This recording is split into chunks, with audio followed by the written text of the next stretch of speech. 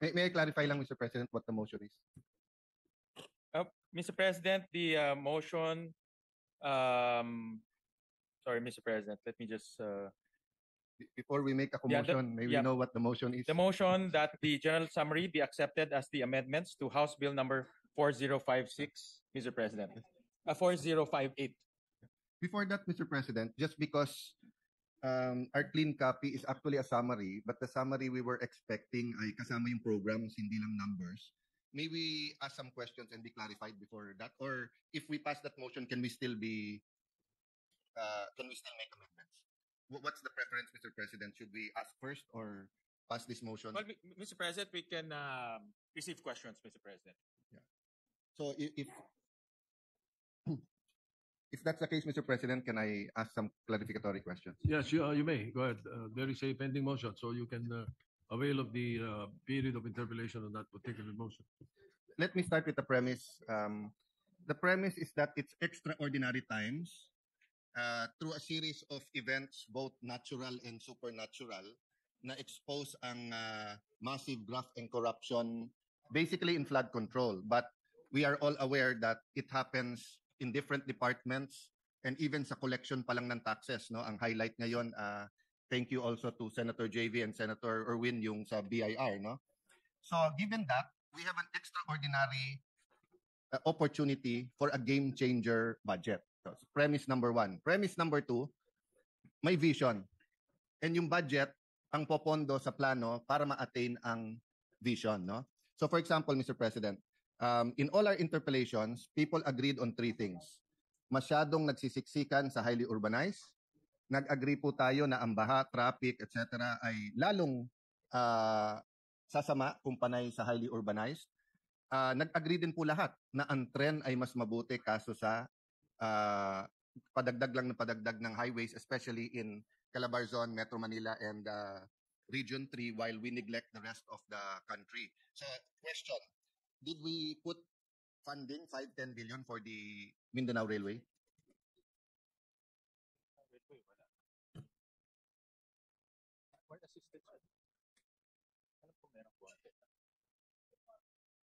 Well, Mr. President, Mr.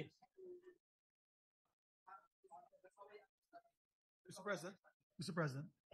Yes, with the permission of our Minority Floor Leader. Go ahead, Majority Leader. Sponsor. Maybe we should act on the motion first. And after that motion is acted upon and voted upon, the good Minority Floor Leader could ask the questions. If it's all right with the Minority Floor Leader. Yes, whatever the pleasure of the majority. For as long as, Mr. President, if there are certain changes acceptable to the chairman, we can still make it.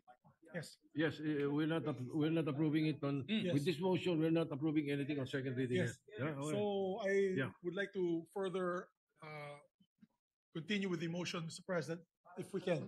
All right. What we are facing now in the motion is for us to make this the basis Yes, of the Mr. second reading. All right. Any objection? Hearing none. Motion is approved. Thank you, Mr. President. Mr. President, we did not Yeah, you object continue, at this time because the chairman informed us that tumatagal yung line by line. But with your patience, we just want to ask a few questions and see whether acceptable na ito. Because we did pass concurrent resolution number 4 na kung saan lahat tayo nagsabi na dapat totally transparent. So sa aking pagkaintindi, pag sinabing transparent, pag nakita ng media at ng ating mga kababayan itong committee report, alam nila kung anong laman at hindi. Having said that, between complete transparency and a reenacted budget, parehong may tama sa ating bansa. And to be fair to the chairman, he has promised us that Saturday, lalabas yung line by line and before the third reading nandun. Yes. But please understand na hindi kami komportableng bumoto today based on this if we're not able to clarify kung ano talaga yung mga laman. But I'd like to put on record that even informally, meaning not here, whether it's in the lounge, in my office, in his office, Senator Win has been totally transparent of what are the changes and what are the committee report. Wala tayong tanong doon, no? Even sa majority, we had a instant focus yesterday for some tricky issues, and I appreciate the conversation. But in the spirit of true transparency, and because I am inspired today, because Senator Lito Lapid is focused and intently listening to me. So when that happens, I would like to really do my best. Thank you, Senator Lapid, for being here today. and focusing on that. Actually, ang questions ko, Senator Lapid, nasa Region 3 din. So, Mr. Chairman, 2 questions lang sa trains. Yung Mindanao Railway, but because I'm reminded, because Senator Lapid is here, naglagay din ba tayo ng pondo sa Clark Subic? Because ang sinabi ng DOTR, hinalo pa nila yung Clark Subic train sa Central Luzon papuntang Southern Luzon. Kung hihintayin mo pa yon, tatagal pa ng husto. But in those 2 instances, they agreed that if we put a little bit of money, they can start the program, especially sa Mindanao Railway, because kompleto na yon. Nagka-problema lang sa funding with the Chinese concessional loans. No? Yun sa information ho namin during the budget briefing and also yung mga briefings before, apparently nag-withdraw ang DOTR doon sa Chinese ODA because of delay and also wala nang interest for both parties to pursue it. But in the 2025 budget, under the unprogrammed funds, meron silang inallocate under the program funds, may na-allocate na 200 million pesos. And ito yung ginagamit nila for preliminary works. In fact, may nakita ko sa news na meron na silang mga parcellary, surveying, so ginagamit nila ito. For 2026, wala po dahil walang loan na request. Yes. But Mr. President, that's why we have interpellations, di ba? So ang hindi naging proactive, hindi naging reactive ang DOTR doon. Parang sa kanila, hintayin natin yung loans. Ballpark lang, magkano ang total cost ng subway sa Metro Manila? Okay. Sorry, may dagdag lang po ako, Senate Minority Leader. Sa 2026, merong 1 billion for the Mindanao Railway under GOP counterpart. Ang wala lang doon yung loan. So they're expecting hopefully na magkaroon ng loan in the next few. I'll not belabor the point, Mr. Chairman, Mr. President, but just to give you a apples-to-apples comparison, magkano po in general yung ballpark figure ng ating Metro Manila subway? It's about 500 billion ba?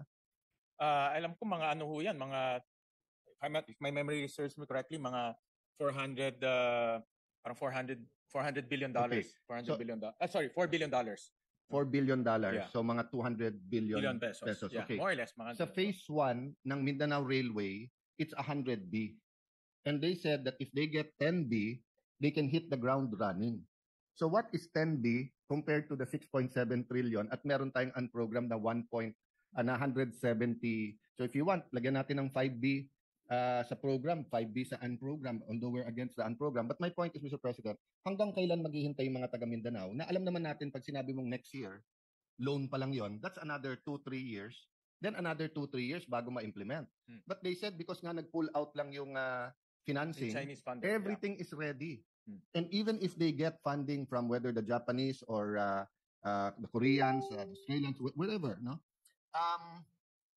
May 25% counterpart pa rin naman, which is 25 billion. So they did not put any, there's no hesitation in their part. Tinanong ko diretso, kung bibigyan namin kayo ng 10 to 25, kaya nyo na ba simulan? Yes. So in fact, I would even say, why doesn't the Maharlika Fund invest there?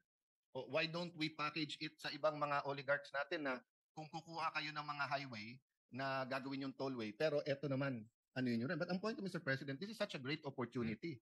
Nalagyan natin ng 5-10 billion. Let's not let this opportunity go away. Yesterday, we were speaking about 50 billion. We were talking about certain pricing. So meron tayong leeway doon, eh, di ba? So may I appeal to the chair that whether it's 5 sa unprogram, 5 sa program, let's show Mindanao na despite the politics that is going on, hindi sila casualty sa politics. Ako ay support po yung Mindanao Railway dahil alam po natin na ang Mindanao is our food basket. Diyan po talaga nanggagaling marami sa ating mga produce at ang weather ho nila relatively smooth throughout the year. Pero ang transportation logistics, mahal din kung hindi ho gagawin yung ating railway system. So magandang idea ho yan. I'm not that sure, Mr. President, about yung pagtaas ng population sa home city mo. No? But kaming magkatabi, Muntinlupa at saka Taguig, ano kami, two of the highest in Metro Manila, I think in the country. And basically, lumilipat is from Central Luzon, from Bicol, from Visayas, Mindanao. Kasi nga, pag nakitang may trabaho, may libre ang edukasyon, hinahatid sa bahay yung mga gamot, di ba, lumilipat dito. But you know, if we start building the railway, I'm 100% sure yung ating mga mall owners, yung mga land developers Mm. will start their development kung saan yung mga stasyon ng tren eh. So it will be such a good sign in the midterm, no? Yeah. I'm a little bit cautious kasi of administration starting something pag last year na nila. Yeah. For many reasons. I mean, sa first year ng Marcos administration, the former DOTR secretary, parang biglang delay yung sa subway sa Metro Manila, di ba? So from having stations opened in 2026, naging 2027, naging 2028. Pag hindi mo administrasyon ng ginawa, ang daling ituro dun sa past, no? So if they actually started in 2026, imagine you have the whole 2026, the whole 2027, and it will really be a good sign that despite, some how do I put it diplomatically, animosity between the president and the vice president, painful discussions of impeachment between the House of Representatives and the Senate as an impeachment court, hindi casualty ang Mindanao because we will still put that funding. And 10 billion is basically the budget of 2 or 3 congressional districts, Mr. Chairman. Yeah. So may I earnestly push that we include that in the amendments today. Oo. Kahit 5-10 billion, kahit saan program yung We'll funding. confer and consult with His Honor kung saan magiging accounts doon. But I support that. Maganda ho talaga Mindanao Well, Railway. Senator Villanueva was whispering to me that there's only 12 senators here, but I was informed my sister is here, so there's 13 already. So we can decide. The second question also is it's music to the ears of our majority leader that meron tayong quorum. So the second one, I do not know if fully capable na ang DOTR of building the Subic Clark, unlike the but can we consider that sa BICAM if they say that they can do it? Kasi yung sa Mindanao, sinabi na nilang diretsuhan eh. Yung sa Subic Clark, they said na totoong since 2016, 2017 pinag-uusapan. Yeah. Nung Naalala una ko yun. hiningi natin yon as a grant, and then ngayon pinackage nila. Yung problema sa package, pag hindi na-approve yung buong package, hindi rin siya approve. Subic Clark Railway tayo. Yeah. Yung Subic Clark po, alam ko it's right now nasa parang feasibility study. Yes, Yeah. yes. Alam ko But ang nandun. problema nga, sinama yung feasibility study sa isang malaking network.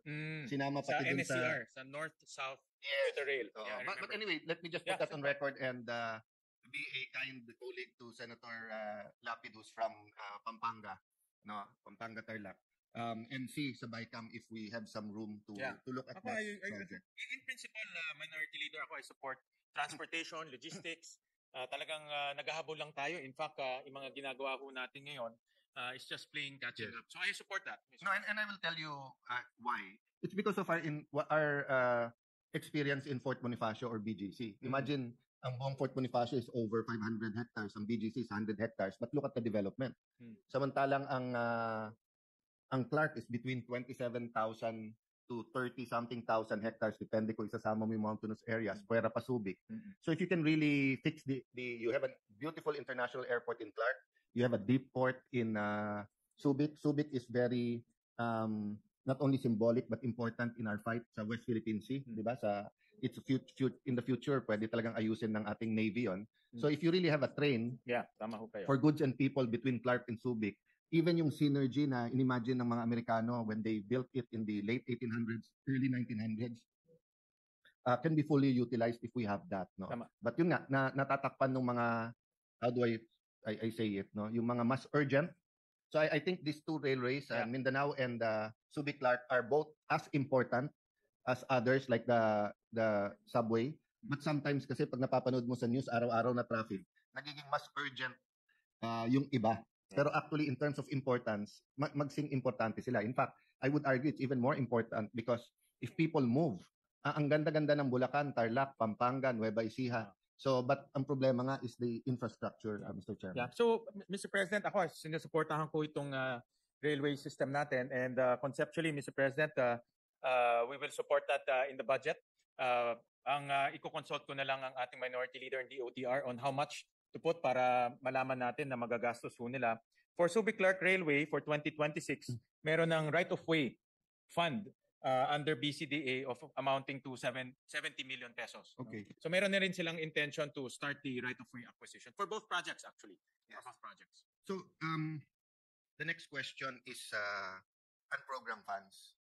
No, you were telling me yesterday, Mr. Chairman, and let me give you that opportunity, that although the majority wishes to keep it, or the palace wishes to keep it, because in my research, before 2022, walang unprogrammed, walang ganun release, no? And you confirmed to me that in the past 3 years, may unprogrammed pero lump sum. Yung sagip portion. Yes. Meron doon unprogrammed sagip.